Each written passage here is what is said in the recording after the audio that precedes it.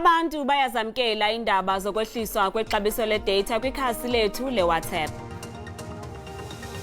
Idatha zezona zisityela imali. Sithenge idatha namhlanje, ziphinde ziphele namhlanje. Kube kuthiwa ziidatha zenyanga yonke, kodwa uthi wawuzithenga uzifake zingagqibi nosuku olunye. Yho, hayi ngeke siyabhubha ileli datha. Ngenyanga nje cishe ngisebenzisa imali engangano-400.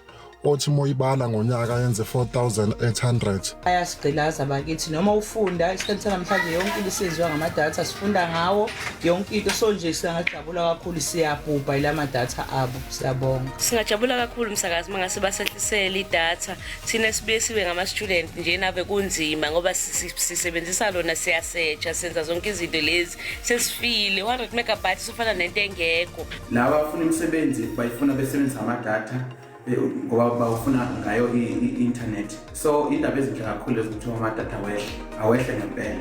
Siyabonga kakhulu nje siyajabula makwenza kanje. Siyavuya mabayehlise nyani iduru idatha. Ayasityabule ezipokothweni mntu wabantu.